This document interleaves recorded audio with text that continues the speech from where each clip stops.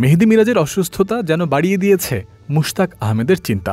Full time স্পিনারদের সাথে সাথে মমিনুল হক, নাজমুল শান্তদের মতো পার্ট টাইমারদের নিয়েও সমান তালে কাজ করছেন বাংলাদেশের এই স্পিন বোলিং কোচ। রোববার গলে নিজেদের প্রথম প্র্যাকটিস সেশনে মমিনুল শান্তদের সাথে তার পূর্ণ দমে কাজ করার বিষয়টি ধারণা দেয় মেহেদী মিরাজের বিকল্প সম্পর্কে। বিকল্পের কথা আসছে কারণ এই অলরাউন্ডার গলে প্রথম টেস্ট মিস করতে পারেন এমন একটা মৃদু শঙ্কা দেখা দিয়েছে।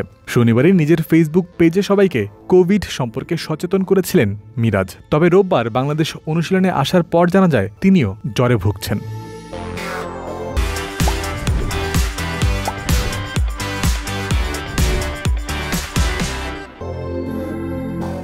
শ্রীলঙ্কার বিপক্ষে বাংলাদেশ প্রথম টেস্টে মাঠে নামার আগে মাঝে রয়েছে মাত্র একদিন। তার আগে মিরাজ সেরে উঠে খেলতে নামবেন। হেড কোচ ফিল সিমন্স এখনও সেই আশা করছেন। তবে শেষ পর্যন্ত যদি এই অলরাউন্ডার খেলতে না পারেন তাহলে ওলটপালট হয়ে যেতে পারে টাইগারদের একাদশের কম্বিনেশন। তাইজুল ইসলামের সাথে একাদশের আরও এক মূল স্পিনার এই মিরাজই। তিনি যদি না খেলতে পারেন তাহলে স্পিন সার্ভিস কার কাছ থেকে পেতে পারে বাংলাদেশ, তা নিয়ে ম্যানেজমেন্টকে মাথা ঘামাতেই হচ্ছে।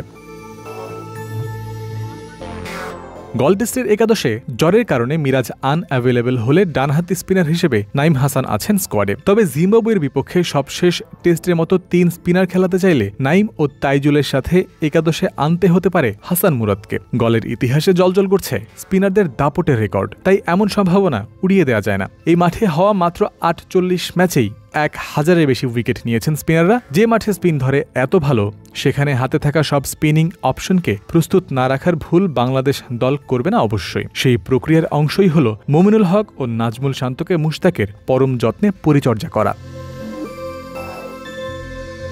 টেস্ট ক্রিকেটে এখনও বাংলাদেশের প্রথম পছন্দ যারা, তাদের একজন মমিনুল হক। ব্যাটসম্যান হিসেবে তার উপর অগাধ আস্থা রাখতে চায় সবাই। তবে আন্তর্জাতিক ক্রিকেটে বোলার মমিনুলের উপস্থিতি কোনো কালেই সরব ছিল না। নিজের খেলা ৭১ ম্যাচের মধ্যে বল হাতে নিয়েছেন ৪৭ ইনিংসে, উইকেট আছে ১০টা। পার্ট টাইমার হিসেবে তার কাছ থেকে ফুল টাইম বোলারের মতো সার্ভিস আশা না করলেও মাঝে মাঝে এসে কয়েক ওভার বল করা, ব্রেক থ্রু দেওয়ার কাজগুলো মমিনুল করবেন। বল হাতে তার সাথে কাজ করার সময় মুশতাক আহমেদের মনে এই আশা থাকা অসমীচীন নয়। যে মাঠে স্পিনাররা বাড়তি সুবিধা পান, বলের টার্ন আসে সন্তোষজনক, আর প্রতি ম্যাচে গড়ে ২১টারও বেশি উইকেট গেছে স্পিনারদের ঝুলিতে, সেখানে মমিনুল হকের মতো পার্ট টাইম বোলাররা হাত ঘোরালেও কিছু ফায়দা বাংলাদেশের পক্ষে যাবে এমন ভাবনা তো অস্বাভাবিক নয়। জয়ন্ত বিন্দু, ক্রিক ফ্রেন্সি।